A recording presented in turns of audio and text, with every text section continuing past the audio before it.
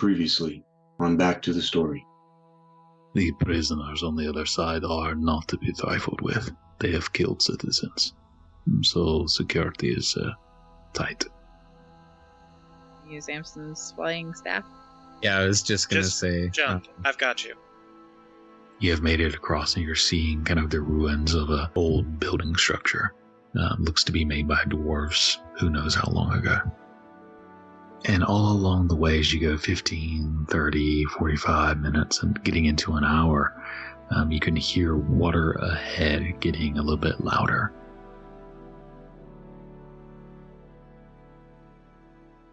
Is everybody back? Yes, sir. Okay. I'm not here. Oh, shit. It's just a figment of my imagination. Okay. Alright, so picking back up as we come back to the story, Ball has just moved into the sphere so y'all can travel through these narrow corridors more easily. As you're doing so, it does indeed get narrow enough to where even some of you have to kind of turn to the side and shimmy. As you're doing so, whoever's in the lead, who I presume is still Vesper, can see a bit of light up ahead. Not torchlight, but this dim glowing. You can see at first just small little trails of it, veins of it. You can see moss growing along some of the rocks that has a faint glow to it. As you shimmy, it opens up a bit, but still was fairly narrow in this small room. It's maybe only 6 feet wide, maybe 8 feet long, where this moss has kind of grown up on the walls and ceilings, giving this dim light to the room. And you can see it sort of shifts downward. There's sort of an open rock that kind of undercuts another in a stepwise fashion. Do we want to pause here and double check the map, see what kind of time we're making? Yeah, sounds like a good idea. I'll sit down with Felix. He's the brainiac. And we'll go through where we've been, go through the notes and the map and figure out basically what kind of time we're looking at. Okay. Does someone want to roll if you have cartography, you can certainly roll that. I can. What stat should I use for that? Probably intelligence, I would imagine. Okay. So that is a 26. Okay. So Felix getting a hold of these, searching through the notes and kind of taking some scrap paper and trying to write this out, trying to figure it all out. These expeditions that this dwarf went on, Dolgra, our advisor, took a much longer time than you are. You would guess you would be reaching the mushroom forest in another couple hours. This next section is sort of a climbing down in a stepwise fashion, kind of climbing down to 10 feet, shifting over, climbing down again, almost in a ladder downward. And while not a great distance, is slow going. But in a couple hours, maybe 3 hours, you imagine you reach the mushroom forest. And from there, you're guessing maybe depending on how fast you can find one of the landmarks in it, maybe a day to get through the forest, and then maybe another day or maybe another half day to reach the city. Could be cut down if you can find the landmark in the mushroom forest pretty quickly. You're guessing you're maybe a day to 2 days out. All right. So much better than the upwards of a week we were told to anticipate. These steps, depending on how long they go, maybe we can use Pinot and Spider Climb to just run down them. Should cut off some time. Sounds good. Yeah, I'm glad we're not going to be down here as long as we were anticipating we might. Hey, Vess, you going to take any samples of this moss stuff? I definitely want to. I do know some of the notes mentioned, like, glowing moss, though. Or living moss. And it's alive. I don't know, I feel a bit bad. But I guess all plants are alive until you pick them, aren't they? I mean, Yes, We I would haven't had love that to much take a luck with like moss and weird plant matter creatures. in the normal past. moss is alive. This is true. So, yeah, I'll take a sample. Everything's alive until you cut it open. How Precisely. do you manage to make that sound so much creepier than it has to be, Felix? I'm told it's my gift. It has been since birth. I'm going to get out my herbalism kit and take a sample. You want to make a herbalism check for me? Sure, using, I'm guessing, wisdom. Use Dex for this. Natural 20. Okay. You're able to find a section and cut it very carefully off, leaving some of the whatever soot it was clinging to, maintaining some of it. So getting a pretty intact piece, and it maintains its dim light even after you've removed it from the rock as you put it into some small vial. I will use my alchemy tools and look at it later. See what it can do. Well, let's tackle these steps. Are you guys wanting to climb down? Did you want to use Pinot? Did you want to see how it goes for a few minutes and then try something else? How did you want to do this? Can we get a sense of... I mean, I guess we can't see that far down. I used one on me. I mean, Amson has the staff, so theoretically, if Amson and Ball fly, the three of us can just run down. We can cast it twice if it takes more than an hour. And if we want to, one of us can cast light on like a rock and throw it as far as we can and see what happens. Ball's also in the sphere right now, which makes things easy. Unless we had him come out while we were doing notes, because kind of rude to just have him sit there.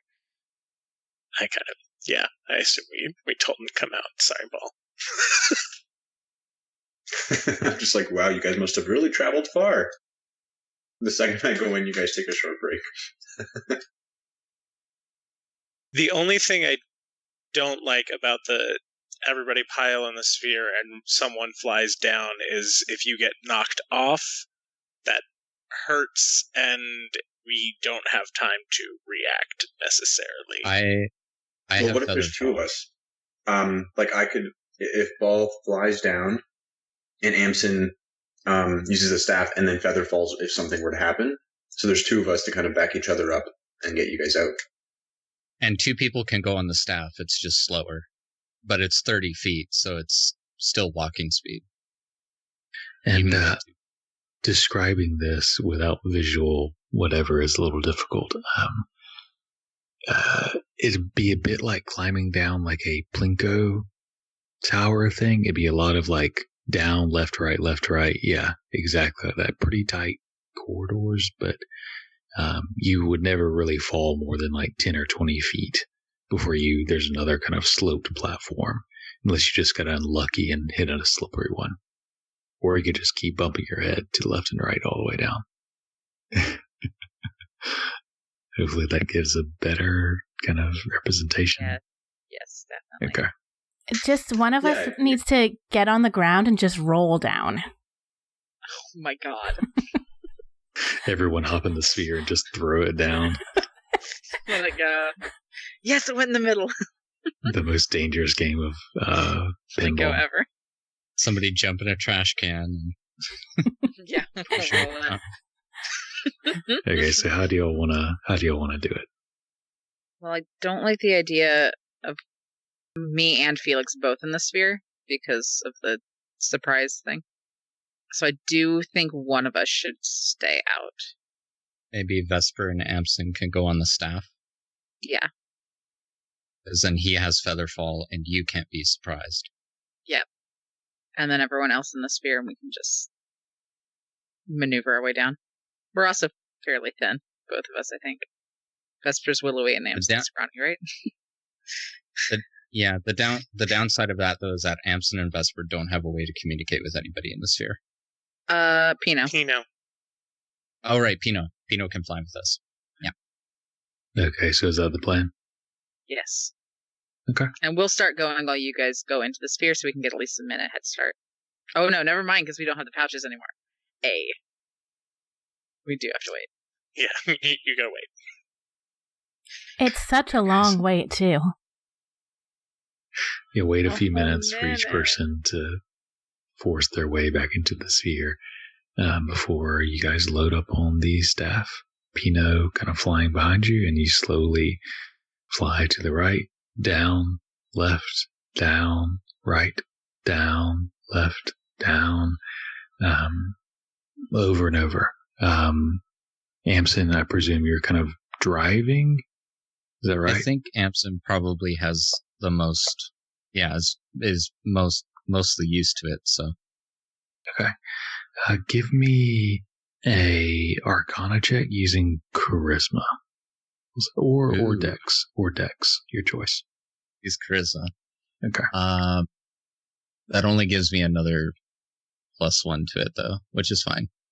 I think this is I was just going to say, I think this is a good moment to use the 1 session inspiration thing. Go for it. And then Vesper, roll a perception check. Yeah. 19 for 28. I'm also going to use my inspiration just in case. Oh, well, that's another natural 20. This die is the one I should have been using this whole campaign. Okay. 28 with Amson. So you go a little slow at first, but after a bit, you kind of have a rhythm to it. And are kind of quickly dropping, almost understanding the magic of the staff to where you can almost like turn it off briefly and just let yourself fall quickly before catching yourself with the staff again, shifting over, dropping.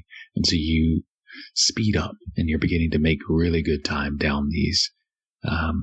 Vesper with a natural 20, these strange steps, this sort of like almost honeycomb lattice,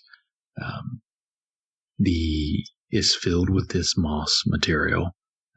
Every now and then there'll be like a small mushroom or some other fungi, but you also notice as you're moving down, a rock. It still has some stuff grown over it at this point. You see there is a marker of some sort. You recognize this marker from the journal. It seems to be some sort of just like breadcrumb marker on the way down. I'll point it out.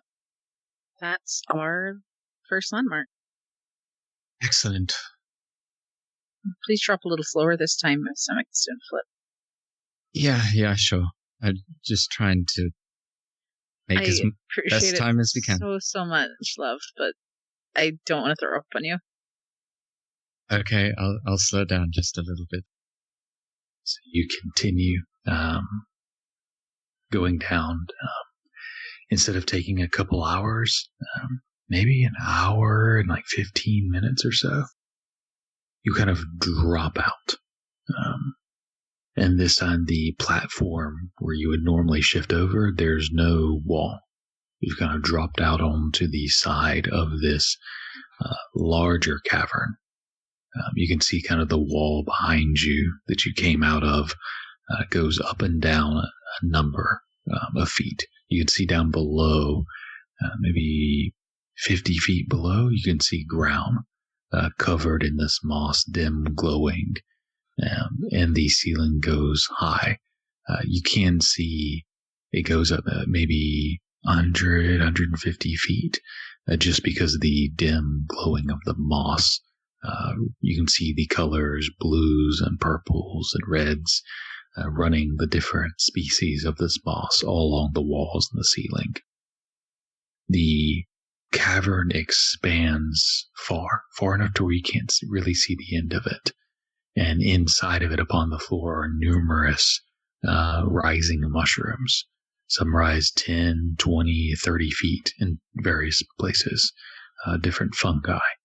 Some wider, some more narrow, different colors, some glowing, some not.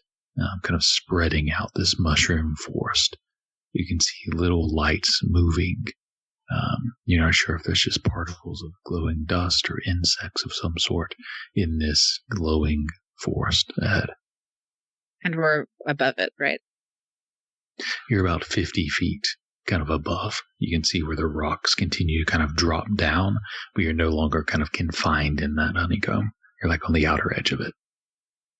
From overhead, can I try and see possibly the landmark that we're supposed to find? Make a perception check. Ooh. 22.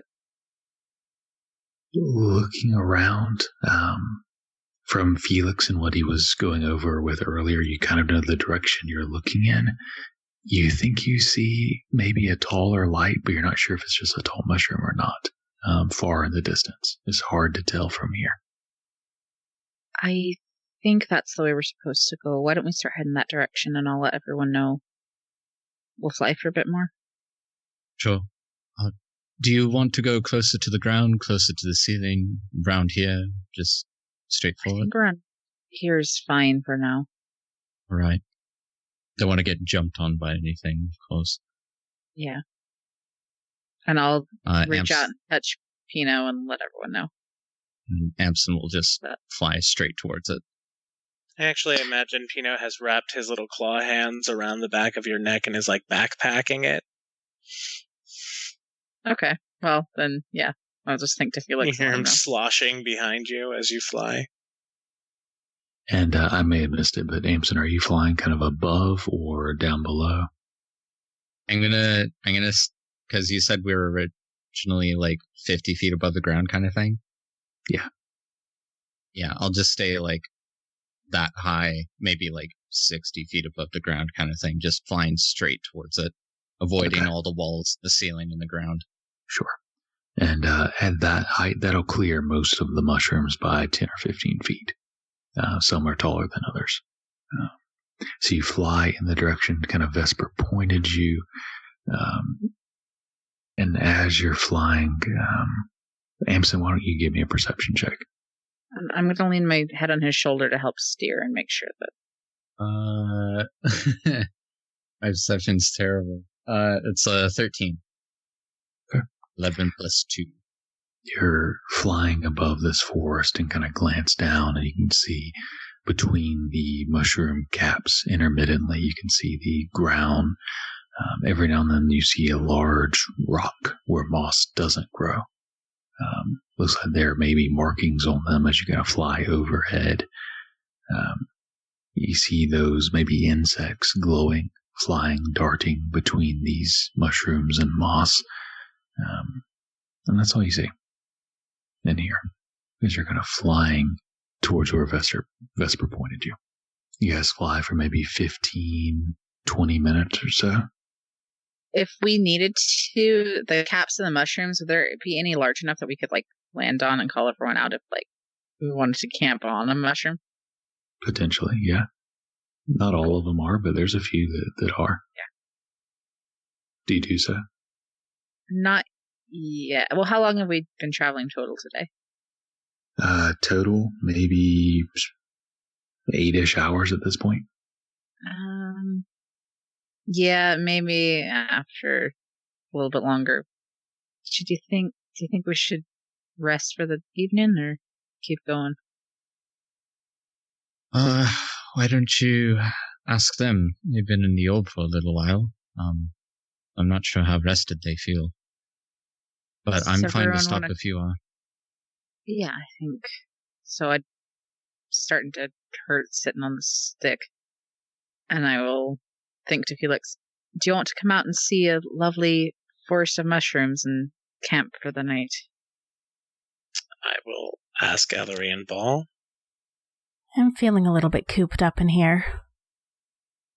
Agreed. Not much to do in here. So we will find a big mushroom and settle on the cap. Okay. Traveling along, you eventually find one of the larger mushrooms, the cap of which is maybe 30 feet in diameter, maybe. You land on it, it seems hard enough. to sustain your weight. It doesn't shift much with your landing. All right, everyone out. And as everyone comes out, the additional weight and the weight of Ball does make it tilt a little bit under the weight, but it's fairly hardy. The top of the cap almost feels as hard as bark, almost. And the rest of you now can see this large expanse of a mushroom forest in every direction. Various colors of blues and violets and reds and greens glowing with moss on the floor, and some of the mushrooms kind of glowing as well. You can see off the side of the cap one of the rocks, Amson, you saw earlier, where no moss grows. This sort of maybe 6 foot tall boulder, roughly pyramidal in shape. Looks almost intentional, yet somewhat synthetic. And you see runes carved on this pyramidal boulder. This You place... hear the buzzing of insects. Every now and then the wings above of presumably bats or something else. This place is actually kind of pretty. Though, I'm glad I'm not afraid of heights. Interesting spot you picked for us. Seemed a good as place as any. Vesper, Felix, is that boulder over there familiar from the notes that you've been reading? From you who have kind of read the notes, they do mention these giant ruined boulders. But it seems the main landmark they're speaking of is a very massive pillar. But it does mention these ruined boulders kind of dot throughout this forest. Amson, can I borrow the staff to go check it out? Sure. Here you go. You just kind of like bump it and let it levitate towards them.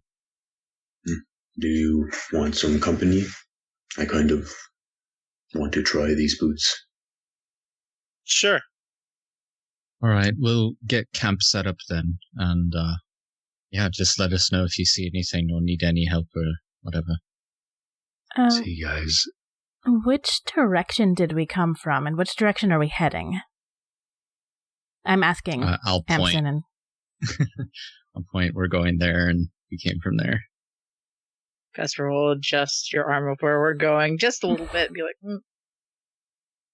Felix, and as you're kind of setting up camp, Felix and Ball fly down, Felix taking the staff, and I think this is the first time using the flying boots. What do they look like? I'm not sure. What do they look like? Felix has used them before, and they are, when you click your heels, ethereal dragonfly wings will sprout from your feet, and they will kind of just furiously flap. Then you can fly. So you guys fly down on the staff and then on these dragonfly wings down to this boulder. Like I said, about 6 feet tall, roughly pyramidal shape.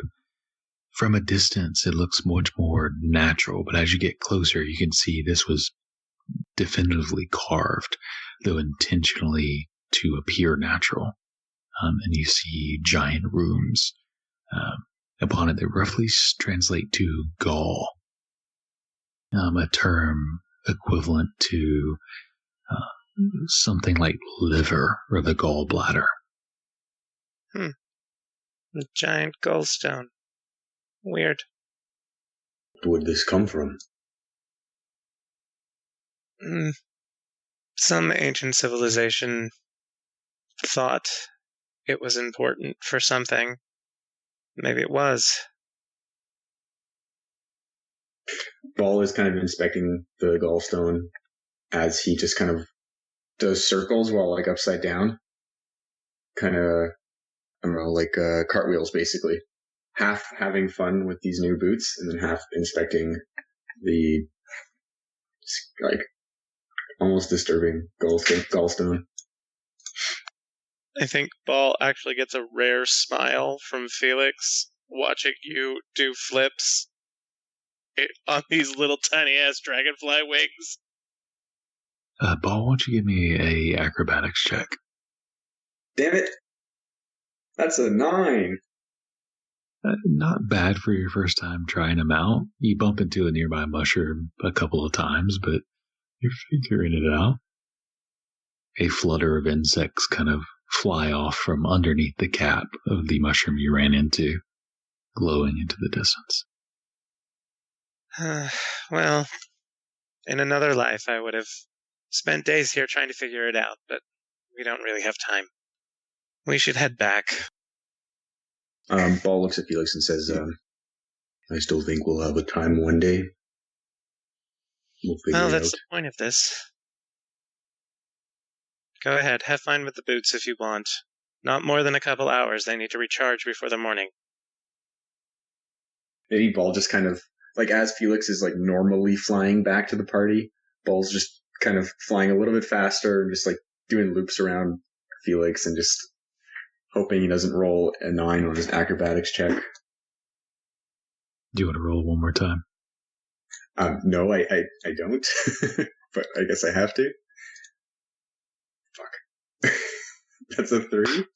As Felix flies back up to rejoin the others, Ball, you try the trick again. This time as you fly up, you spin rapidly, slamming into the underside of a nearby mushroom cap. Spores fly out in all directions, briefly sparking in light, some of them landing on you. As you begin to sneeze loudly, you hear the sound kind of echoing off the distant walls. I think Ball has that moment where it's like, when you're being stupid and then, when you're being stupid and then something stupid happens and then you feel stupid because something stupid happens. So in that moment, right after Ball sneezes and hears himself sneezing into the distance, you just kind of see him get serious and go back to flying normally. Do you eventually rejoin the group? Yeah, the idea was, Ball would be kind of circling around Felix. Gotcha. Felix is doing like a calm, straight thing, and Ball's doing that, like the tortoise and the hare thing, where Ball's doing loops and stuff around the tortoise. Okay. So after that, you kind of follow Felix back up to the top of the mushroom, where the rest have kind of begun setting up camp, whatever camp looks like. Was that one of you a second ago? Yeah, allergies. Sorry. Ah. What was the stone? Anything interesting? Incredibly not very pertinent or useful right now. Mostly just traces of an old world I'd love to study. Something about a liver. Maybe Ball asks if he could see the map. Could I see the map for a moment? I'll spread it out. Do you suppose it's North Hill's liver? Maybe we're close, sort of telling us where we are from the brain. Interesting concept. Possibly a representation, or maybe someone mapped it out down here? Maybe. Well, I'll manhandle Lambs and then go, well, your liver is here, and point, and so if we keep going towards the spine, kind of. Well, if we're continuing this means of travel, if we look at maybe another one, if there is any, the notes mention there's a couple. If it's continuing to name parts of the body, then maybe that's what it is. What language was it? It was giant. Well, I assume you all are camping on the mushroom top? I might head back into the sphere, at least for a little while. Felix, did you want me to, set the emerald in that ring? Or sapphire? I think I need to do a bit of research first, if I understand this. Tomorrow I may need your help cutting the gem, actually, into a particular form. Okay. So I need to get a handle on the overall scope of the project first. That's going to take me some time, but I should be able to finish it tonight. Well, whenever you need me, I can help you with that. Thank you. Ideally, we'll continue to progress as normal. It may be maybe tomorrow while we're all trekking through, I may have you cut the gem in the sphere while we're going. Sure. Been a bit faster flying overhead. Should we continue doing it that way? I mean, I can't imagine most things down here have adapted flight. As long as you're keeping a watch for things climbing on the ceiling, it's probably a safe means of travel. But yes, I think I'll be sleeping out here. It's a nice view. I think I'll probably stay out here too. Got some food ready if anyone's hungry. And even up here, we should probably still take shifts to keep a watch. Definitely. I'll leave Pino out here. He can support. He doesn't sleep. Starting to get kind of fond of the weird little thing. I still think it's creepy, but... And Pino's not so bad either. I smirk at Felix. Cute. And he'll immediately sit down and try and go in the sphere. Okay. So you guys are preparing for a long rest. Is that it? And you want to take shifts. So 3 shifts. Who wants to take them? First. Mm-hmm. I should probably... Just you, Vesper. I should probably take a shift with somebody who has good perception. For the sake of things, can Pino be said to be assisting everyone during that check? So he'll be helping with that? Because he can see in the dark as well. Sure. So Vesper's going to take first shift. Who's taking second? I can take second. And third? Did Ellery want to? I'm fine with it. I just want to take a shift with somebody. Ball's perception sucks, so Ball can't really help you with that one. Well, Felix can help with at least one shift. Because he doesn't sleep for long. I guess... I've got a thing I've got to work on. Pino can lead a shift. He's got a +7 to perception. Shit. I guess my habit has been to always take the second shift, so I'll go with Amson. Okay. All right. In that case, I guess Ball will take the last shift then, right? With Pino. Okay, so we're doing Vesper, then Amson and Ellery, then Pino and Ball. Okay. We'll Vesper roll, and then Amson or Ellery. And you guys I would roll. also have Pino's help, right? Yes. Okay. And these are just going to be straight rolls. Oh, just straight rolls? Okay. Yeah. First one anyways. Is a 13. Okay. And Amson and Ellery, y'all can roll separately, just straight rolls. Okay. I rolled a 18 total. Nice. Oh, mine's still at disadvantage. Let me roll that properly. And then Pino and Ball can roll as well. I got a nat 1 and a 3, so 10. Okay. 14 for Pino. 18 for Ball. Nice. Okay. So as some of you begin to get rest, Vesper, you're taking the first watch, keeping an eye out on top of the mushroom. You hear insects buzzing about. You can hear, now that you're just sitting quietly, you can hear water in the distance to the right, trickling. Probably it's not a raging river or anything, but you can hear maybe a creek or stream of some sort. Every now and then you can hear the movement of something. It's hard to tell what. You can hear shifting in the distance, maybe a mile off.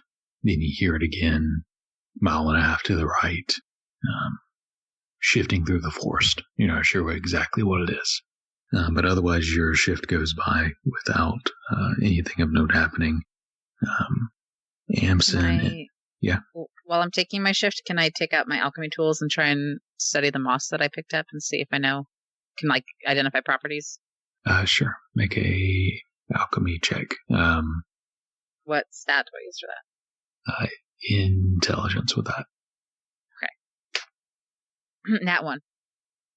Every time you kind of pull it out to look at it, it is very pretty, but it seems every time you start to get into it, you hear something off in the distance. Shifting, rapid movement, and then fades away. So you never really divert your attention enough to really figure out exactly what it is. Beyond a moss of some sort. I will wake Amson Ellery and warn them about what I've heard. Okay. When Vesper wakes us up, I kind of have this moment where I'm like walking towards the... Oh wait, I'm not in the sphere. Where I'm just kind of like sitting up and stretching, and then I just stop and freeze. And then I look at Vesper. I just realized we left the city and we left that fucking raven behind and never said that we were gonna be gone. You're right. I'm trying to stay on their good side, even if Felix isn't. Do you mind? Yeah, I agree. I'll message it before I go to sleep. Let them know, I guess, that I meant to fill them in before, but I got a little bit distracted because, I'm missing an eye now. And that kind of put some things out of my mind. I have 25 words, but I will let them know. And I'll message the Raven. So I'll do sending and just say, we had to leave in a hurry. We didn't mean to forget you. Got a lot on our minds. We're under, and I'll kind of just explain basically where we are in as few words as I can. Back soon. There is no response. He says no problem. Wait, he talked? Nope. Right. Well, thanks, Vess. Yeah, anytime. I will go to sleep and regain that spell slot. Amson and Ellery, you guys take over. Amson, you hear what Vesper was speaking about, that sort of movement. You can make it out a little bit better as you're focusing on it. It sounds like the movement of several creatures moving very quickly through the forest. They don't sound incredibly heavy, but certainly heavier than maybe a normal human-sized person. Guessing, you're thinking maybe a dozen. That's hard to get exact numbers, but definitely over 8, probably no more than 20, kind of moving at a time, seem to be moving together. There's a point where they seem to come closer, early into your shift, a mile away, then half a mile, and they get to where they're maybe 100 or 200 feet away. And you can tell at this point they're moving slowly, more quietly. They can still kind of make out that they're nearby. Stay quiet. After a few minutes of staying quiet, they get a little bit closer before eventually turning back, moving away. And your shift comes to a close, leaving just Pino and Ball. Pino and Ball, as you guys take over the transition, you hear what the others were talking about, though less so. You hear a little bit of the movement, but it seems to die down pretty early on, and you don't hear much of it after that. Was there anything else you guys wanted to do during your shifts before the long rest concludes? While everyone is doing that, after Felix finishes his meditation, he is going to do the first step of the ring and try and actually understand Melly's schematic. So it says here I have to make an Arcana check. All right, go for it. All right, I'm going to use my inspiration to get advantage. That is a 3 and a natural 20, so that'll put it at 31. Yeah. Describe what Felix kind of goes through as you're going through the schematic and how you kind of so quickly understand it. Yeah, I think as he's going, because he developed this by like having traced Mellie's hand as she was writing in his mindscape. So I think he'll go through and reorganizes the notes into how he understands it and recreates some of the schematics and creating these diagrams for Ellery for how she has to cut it and what he has to inscribe on the ring to kind of change the enchantment that he knows from the mind shielding. Okay. Yeah, and over this time, you're able to do so. And make all those schematics and those changes. Since, like you said, it's kind of your second time seeing this stuff. So, and that is the initial step. Trying to see where I put how long that takes. I have it here. It's 4 hours for the first step, okay. And then there's 2 steps that take 4 hours each for the second part for the preparation, and then a final infusion. Okay. So you get through that first step on this ring. And eventually, as Felix, you're finishing, and Ball and Pino are kind of doing their final shift, you guys will begin to wake up and start the new day in this forest. Still dark. I think as we're waking up and getting ready for the day, going through our routine, when it's time to say my prayers for the morning, I know we're underground, but I go ahead and get out that compass to see which direction the nearest storm is, and orient myself facing that direction while I go through and pray to Voltimeri. Okay. It takes some time for the compass slowly turning, and eventually it settles on a direction of a distant storm, and you make your prayers. And I think we're going to wrap it up here. So what are the final kind of, how do we leave you? Ellery's praying to a distant storm. How do we leave you guys off on this episode? I think Vesper is also praying, but while she does, she's keeping her eyes on that pillar that she saw. I think Amson will pray for a little bit as well, but finish earlier than Vesper, and then just kind of go around the camp, like rolling things up and putting things away while humming a little tune. I think Felix will come out of the orb as everyone is praying. Why the fuck is everyone just sitting around? If you want us to be able to cast any spells to heal your ass today. I just turn towards him and stick my tongue out. Which, by the way, when I do that, you will all notice that just like my eye has changed, my remaining eye has changed to be slitted like a snake's, my tongue is now forked. What the fork? Bruh.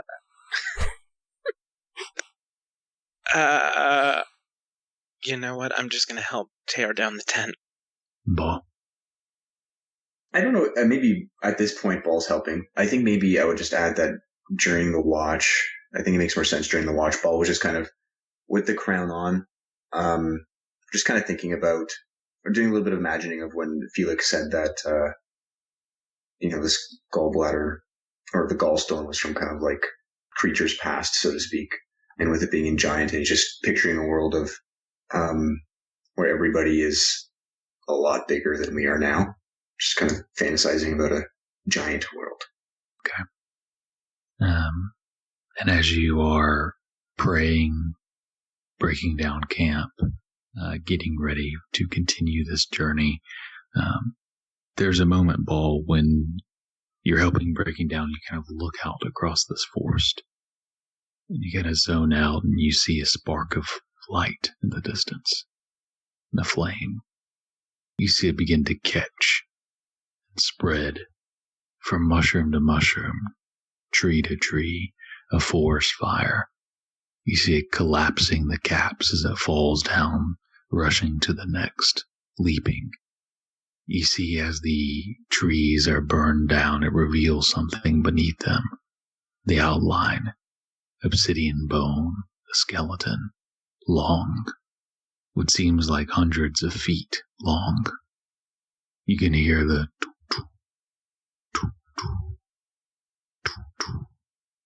the pumping of a heart. You feel your palm as you clench Avelmar, heart pumping in sync with this. Avelmar with its constant heat, that same pulse when you squeeze it.